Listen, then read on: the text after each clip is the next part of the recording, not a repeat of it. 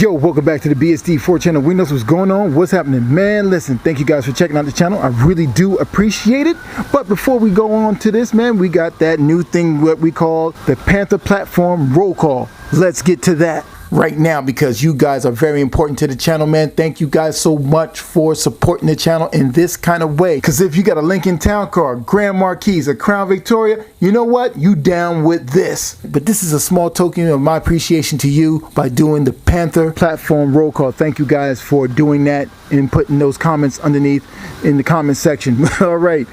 You guys didn't really get to see the windshield as it cracked and everything, but you know, the hood is all good, man.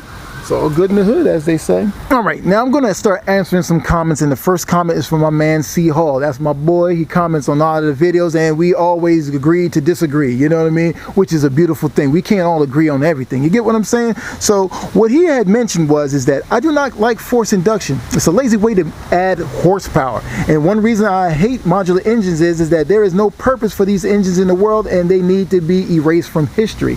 Now, that's what he's saying. Forced induction is a lazy way to make horsepower. Nah, man. It takes a lot of effort to make horsepower with a power adder. Pick one for yourself. Supercharger, procharger, turbocharger. These things are not easy to plumb up if you really don't know what you're doing. It takes skill in some cases, and it really takes measurement in a welder in most cases, along with turbocharging. Procharging, you know, you just have to plumb everything up, and hopefully you got everything that's already kind of set up for it. I mean, it takes a lot of effort. Nitrous is the laziest way to make horsepower if you want to be really technical. I know that you love push rods. That's what I definitely know about you. You love about that Godzilla motor and everything, and that motor is damn near around $9,000 or $8,000 or maybe even $7,000 right about now. But you don't even know what transmission that hooks up to it. For you, you like everything in a more traditional sense, which is that you want people to put cams in, and that takes effort. Heads, that takes effort. Open up the engine and put all the goodies in there, right? In a form. It takes effort. You just dislike the ending result of a modular engine. Once you put all those goodies in there, it's still not enough on the 2-valve. Coyote is a different animal, but in these, you know, these earlier motors, you ain't gonna get much of anything, man. So I do understand what you're saying, but saying that turbo setups and all those power adder setups is a lazy way to make horsepower, not at all, man. It takes a lot of effort in tuning and doing all of this. And if you guys been watching this wasn't an easy road. Right now it's rocking because it's cold out and it's rocking. I even put a fan underneath there. You know what I'm saying? To help, you know, take some cold air in and take it out and all of that stuff. So it's really not lazy, dude. But I do hear what you're saying, but I'm not feeling what you're saying. Now, the second post is from my man, Auto No Man. Man, this was great and unexpected. Please post a second follow-up because we need to talk, brother. Thanks for another joyride through the hood, man. That thing sounds totally different than before. Maybe because you were ringing it out a bit. Well, to answer that part right there, man, what really happened is that before, when you heard the car, it was breaking up. I couldn't have wide open throttle on the car, and that was a problem. And I really couldn't go fast. But if I wake up in the morning, jump in the car real early before the sun comes up, or don't let the car completely warm up, it's good at wide open throttle just for a taste. But as soon as it gets a little bit of heat to it, wide open throttle is no good, and that's when I know that I needed to tune. Now with this you see it's a totally different animal. The air is cold. No matter what, warming it up or whatever, it's reading that it's cold. And now I got wide open throttle. This thing's totally different. Let me show you outside what happened the first time I stepped on the gas. This is not the second time. Second time you've seen in the video. The first time. You see this line here? There's two lines here. Boom, boom. All right. Burn rubber, right? Then I went over here, went all the way over here. I mean, the car fishtailed so bad, and then it caught the second wheel, and when that happened, it just fishtailed out of the way. That was the first time, and I was shocked. And you know what I mean? So when you seen it in the video, that was the second time. That was just crazy. So with that said, that's why the car runs a little bit harder, because of the, you know, the cold setup and all of that stuff that I explained. He's asking me, say, are you searching for a new project that's not going to be done and all of that stuff?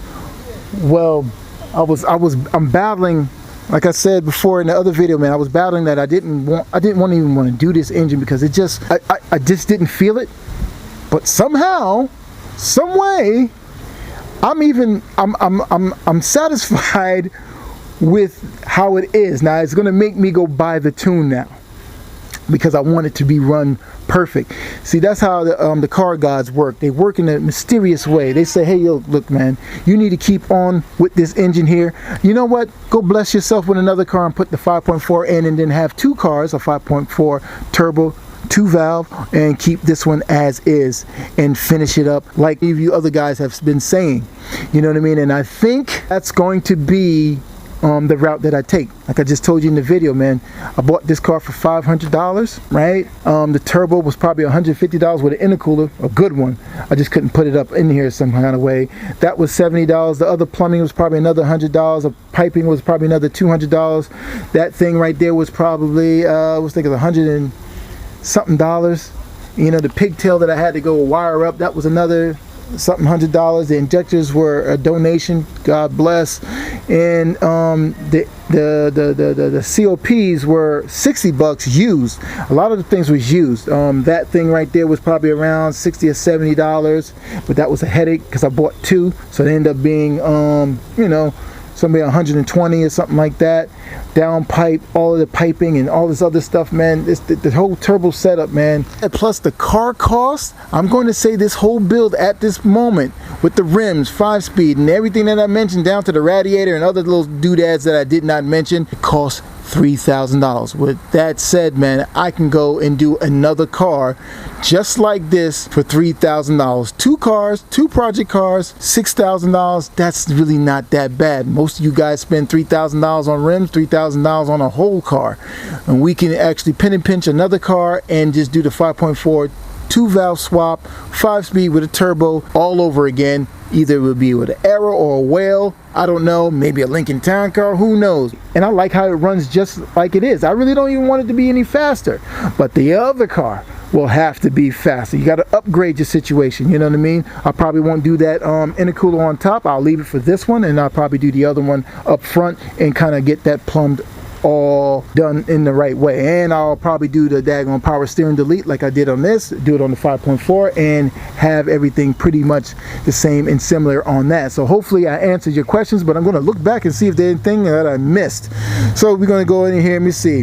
What is your horsepower goals for the 5.4? Well, I want that to be a little bit more horsepower because I got a lot more goddamn, you know, more displacement in there. So I want that to be a lot more than this. I want this to be fun and throttle happy. That's what I want this more so to be. And that other one, I want it to be a lot more. Back full circle, back to my man C Hall, man. I mean, look, man, it's a lot of troubleshooting that I had to do with this thing here, man. You know, first of all, when you put a turbo in or any power adder, you're going to have vacuum leaks and everything. We dealing with an old setup, an old car and everything like that. So, and that's the other thing that, you know, Harrison the Truth Media was saying, like, yo, man, you may have tuning issues. You probably can't drive your car.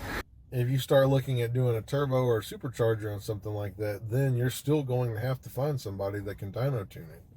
You're not going to be able to tune that in, dial it in yourself. Not unless you are just some awesome expert, which I am not. Most of us guys are not. We're just do-it-yourselfer, redneck style guys, you know, on a budget. Well, you want to get the car drivable with your turbo setup. You don't want it all shitty. You want to get it right. That's why I went and got that thing to match the injectors. I bought this thing twice. You know what I mean? It's just something that you got to do. You seen the engine running roll rough and everything because those things didn't match. So I had to get that. It was already tuned for that and it matched, and the car is just purring. You know what I mean? It needs bigger injectors on this thing. So with the 5.4, I'm going even bigger to make sure that it's running and everything is efficient, man. So, you know, those are the things that have really been going on. And hopefully I answered many of you two guys' questions on this situation here. This video is just basically just giving you guys, you know, the inner workings of what's going on and with the channel and how I'm thinking and how my brain is processing a lot of this stuff here. Back in the day, I never thought that you could change your mind. You're supposed to stay on whatever path it's on. But I think that realistically, You're supposed to be able to change your mind and adapt with a certain situation that comes along. You want to adapt and go around it. You know what I mean? And that's what I was trying to do, man. I had a funny feeling I just didn't want to do this engine anymore. So I was like, you know what? I'm going to go around it and adapt. So what I did, I ended up driving it again, and it was cold out, like I was mentioning, and all of a sudden, man, I just fell in love with it. Now it's like, okay, man, all right, see it through. Most of you guys said this to do this, and I was like, you know what? That's my answer. You know what I mean? Okay, it's already halfway there. You just need to tweak it a little bit. You know, I may even jack up the front of the car to get this thing to scrape. I think many of you guys never even seen what was scraping. Let me see if I can show you guys what the heck has been scraping underneath there. Show you how low this thing is. Let's see if you guys can see it. Look how low that pipe is. You see what I'm saying? Like, I've been trying to really figure it out how to lift it just a little bit. But what I'm gonna do is I'm probably gonna take it to oh man, I kind of see it how to do it, because if you guys kind of look there, you see there's a nice little gap there. If I can get some real custom pipe, cut that and get that to this, you know, mat up there a little bit, I'm gonna take it to the exhaust shop, you know, because those guys know what they can do and what they can't do, and then probably take it from there, because I really don't want to lift the car up. I like how it looks lowered. I mean, even though the wheels rub a little bit, but that's just the name of the game. Thank you guys for watching this episode of Build Something TV, man. Hope you guys were enlightened. You guys enlighten me every time you put comments in the comment section. So, man, we'll see you guys on the next. All right, man. Later.